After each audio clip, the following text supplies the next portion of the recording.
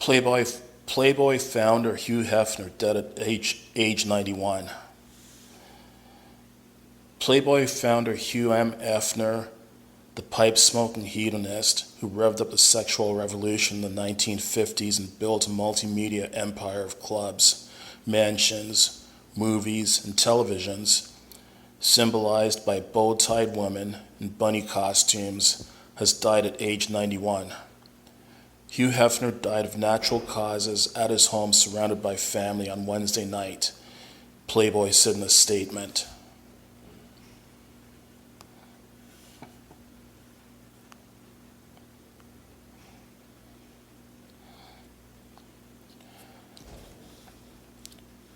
As much as anyone, Hefner helped slip sex out of the confines of plain brown wrappers and into mainstream conversation. In 1953, a time when states could legally ban contraceptives, when the word pregnant was not allowed on I Love Lucy, Hefner published the first issue of Playboy, featuring naked photos of Marilyn Monroe, taken years earlier, and an editorial promise of humor, sophistication, and spice. The Great Depression and World War II were over, and America was ready to get undressed. Playboy soon became forbidden fruit for teenagers and a Bible for men with time and money, primed for the magazine's prescribed evenings of dimmed lights, hard drinks, soft jazz, deep thoughts, and deeper desires.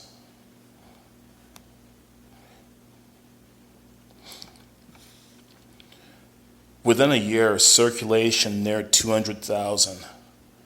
Within 5 years, it had topped 1 million. By the 1970s, the magazine had more than 7 million readers and had inspired such raunchier imitations as Penthouse and Hustler.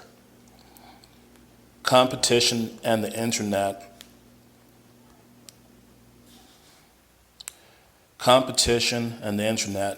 reduced circulation to less than 3 million by the 21st century, and the number of issues published annually was cut from 12 to 11. In 2015, Playboy ceased publishing images of naked women, citing the proliferation of nudity on the internet.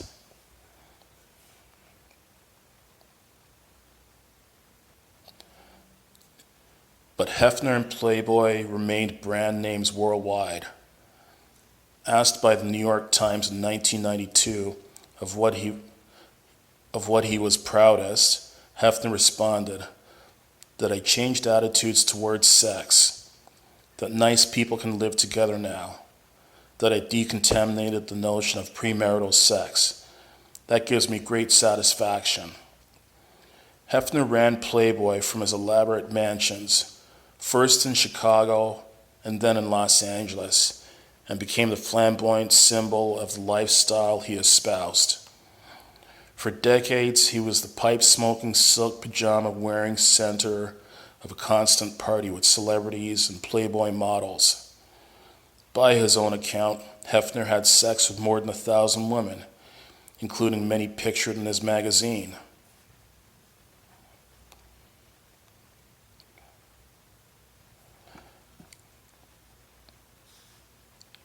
One of rock and roll's most decadent tours, the Rolling Stones' shows of 1972, featured a stop at the Hefner Mansion. Throughout the 1960s, Hefner left Chicago only a few times. In the early 1970s, he bought the second mansion in Los Angeles, flying between his homes on a private DC-9 dubbed the Big Bunny, which boasted a giant Playboy bunny emblazoned on the tail. Hefner was host of a television show, Playboy After Dark, and in 1960 opened a string of clubs around the world where waitresses wore revealing costumes with bunny ears and fluffy white bunny tails. In the 21st century, he was back on television in a cable reality show, The Girls Next Door, with 3 live-in girlfriends in the Los Angeles Playboy mansion. Network television briefly embraced Hefner's empire in 2011 with the NBC drama The Playboy Club, which failed to lure viewers and was canceled after 3 episodes. Censorship was inevitable, starting in the 1950s when Hefner successfully sued to prevent the U.S. Postal Service from denying him second-class mailing status. Playboy has been banned in China, India, Saudi Arabia, and Ireland, and 7-Eleven stores for years did not sell the magazine. Stores that did offer Playboy made sure to stock it on a higher shelf. Women were warned from the first issue. If you're somebody's sister, wife, or mother-in-law, the magazine declared, and picked us up by mistake, please pass us along to the man in your life and get back to lady's home companion. Playboy proved a scourge and a temptation. Drew Barrymore, Farrah Fawcett, and Linda Evans are among those who have posed for the magazine. Several bunnies became celebrities too, including singer Deborah Harry and model Lauren Hutton, both of whom had fond memories of their time with Playboy. Other bunnies had traumatic experiences, with several alleging they had been raped by Hefner's close friend Bill Cosby, who faced dozens of such allegations. Hefner issued a statement in late 2014.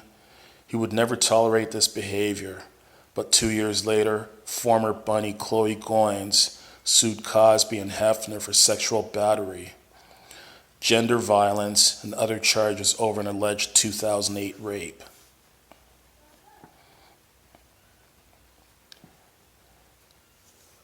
One bunny turned out to be a journalist, feminist Gloria Steinem. Got hired in the early 1960s and turned her brief employment into an article for Show magazine that described the clubs as pleasure havens for men only. The bunnies, Steinem wrote, tended to be poorly educated, overworked, and underpaid.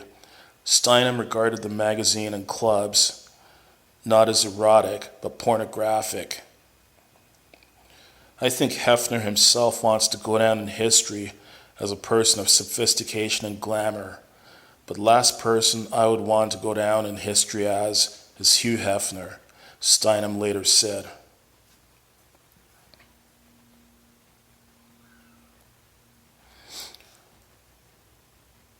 Women are the major beneficiaries of getting rid of the hypocritical old notions about sex, Hefner responded. Now some people are acting as if the sexual revolution was a male plot to get laid. One of the unattended byproducts of the women's movement is the association of the erotic impulse with wanting to hurt somebody. Hefner added that he was a strong advocate of First Amendment civil rights and reproductive rights, and that the magazine contained far more than centerfolds. Playboy serialized Ray Bradbury's Fahrenheit 451 and later published fiction by John Updike, Doris Lessing, and Vladimir Nabokov.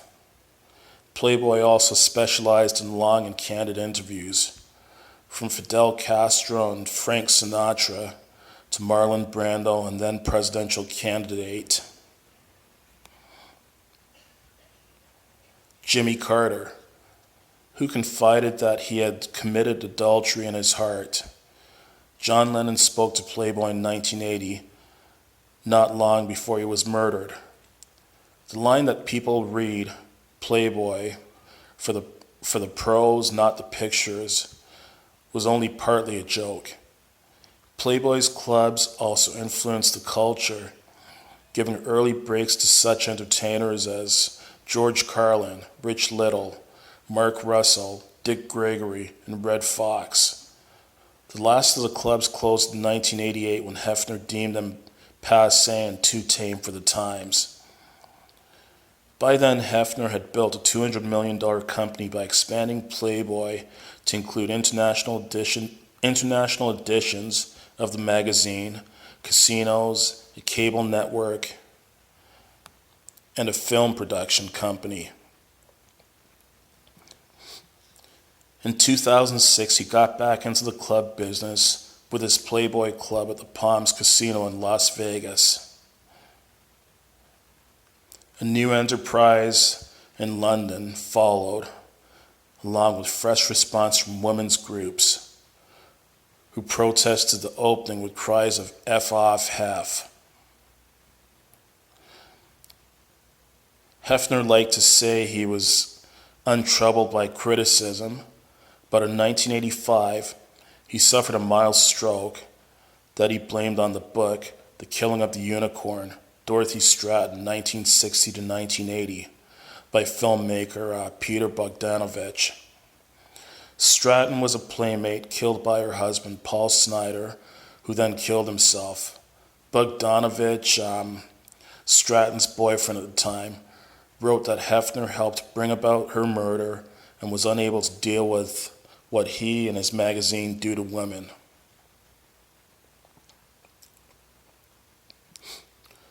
After the stroke, Hefner handed control of his empire to his feminist daughter, Christy, although he owned 70% of Playboy stock and continued to choose every month's Playmate and cover shot. Christy Hefner continued as CEO until 2009. He also stopped using recreational drugs and tried less to always be the life of the party. He tearfully noted in a 1992 New York Times interview, "I've spent so much of my life looking for love in all the wrong places." Not surprisingly, Hefner's marriage life was also a bit of a show. In 1949, he married Mildred Williams, with whom he had 2 children. They divorced in 1958. In July 1989, Hefner married Kimberly Conrad. The 1989 Playmate of the Year, who was then 27. The couple also had 2 children. On the eve of his marriage, Hefner was asked if he would have a bachelor party. "I've had a bachelor party for 30 years, he said. "Why do I need one now?" They separated in 1998, but she continued living next door to the Playboy Mansion with her 2 sons. The couple divorced in 2010, and he promised in 2011 to 24-year-old Crystal Harris, a former Playmate. Harris called off the wedding days before the ceremony, but changed her mind and they married at the end of 2012.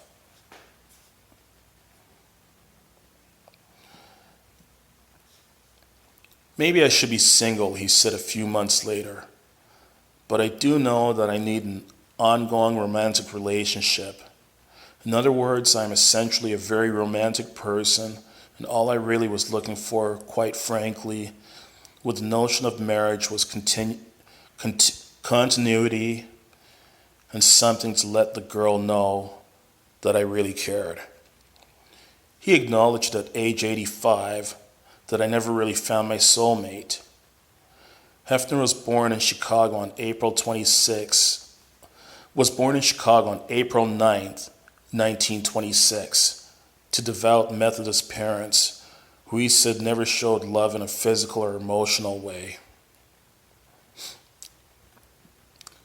At a very early age, I began questioning a lot of that religious foolishness about man's spirit and body being in conflict, with God primarily, with the spirit of man, and the devil dwelling in the flesh, Hefner said in a Playboy interview in 1974.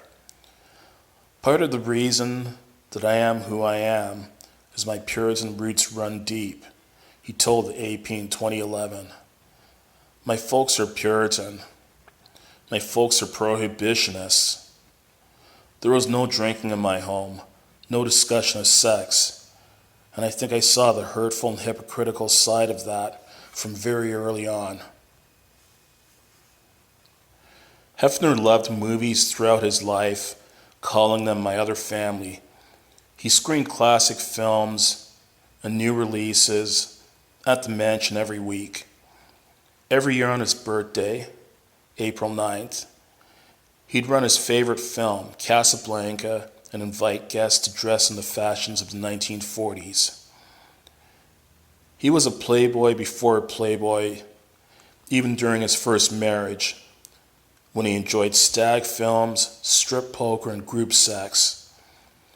His bunny obsession began with the figures that decorated a childhood blanket.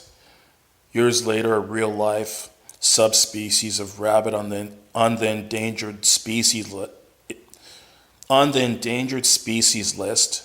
in the Florida Keys would be named for him.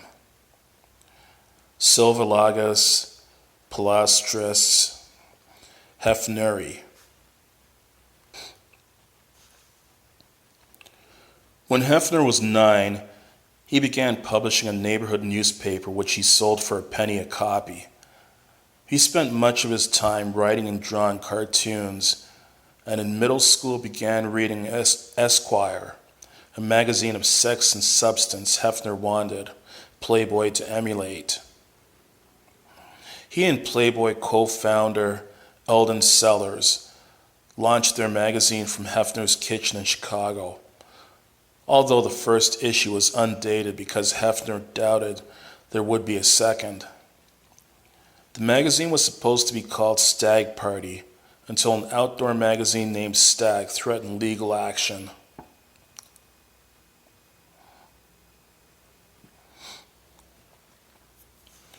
Hefner recalled that he first reinvented himself in high school in Chicago at 16, when he was rejected by a girl he had a crush on. He began referring to himself as Hef instead of Hugh, learned the jitterbug, and began drawing a comic book, a kind of autobiography that put myself center stage and a life I created for myself, he said in a 2006 interview with the AP. Those comics evolved into a detailed scrapbook that Hefner would keep throughout his life. It spanned more than 2,500 volumes in 2011, a Guinness World Record for a personal scrapbook collection.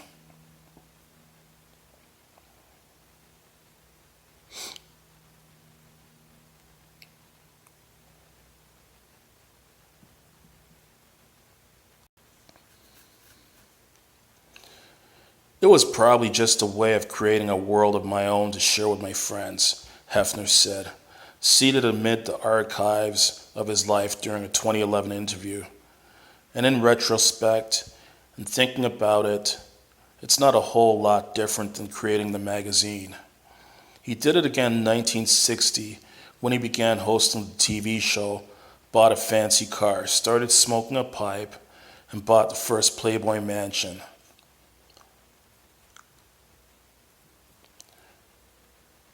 Well, if we hadn't had the Wright brothers,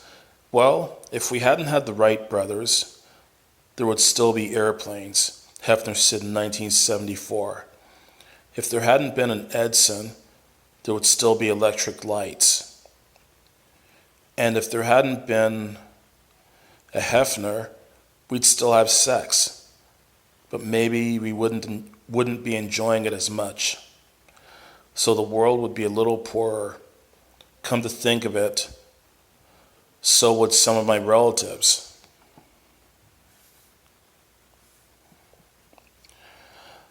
So, like Hugh Hefner and Playboy, they've pretty much become household names over the years.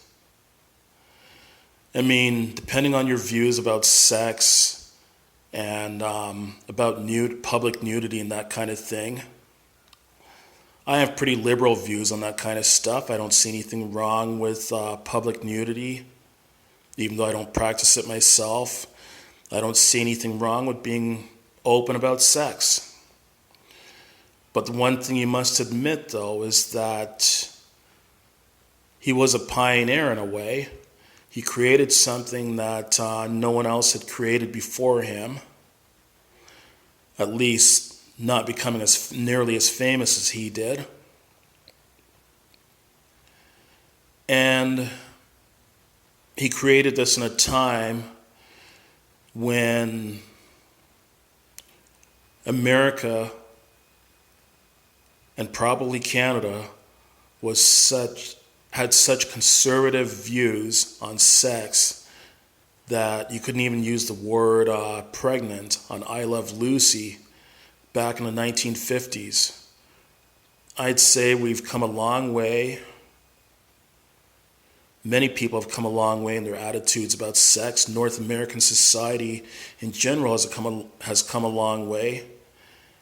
And I think we partly have Hefner to thank for this. There's many people you can thank for that.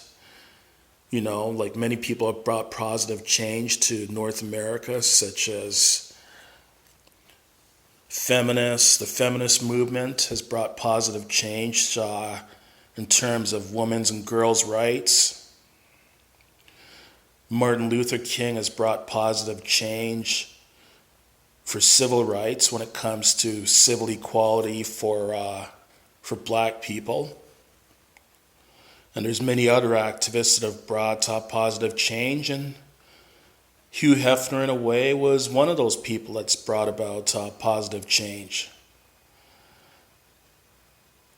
He obviously lived a very rich and self-fulfilling life. And at least he lived to the ripe old age of 91. In my mind, he has made a positive contribution to society. Long live Hugh Hefner, and long live the Playboy brand. Rest in peace, Hugh Hefner. You'll be missed by many.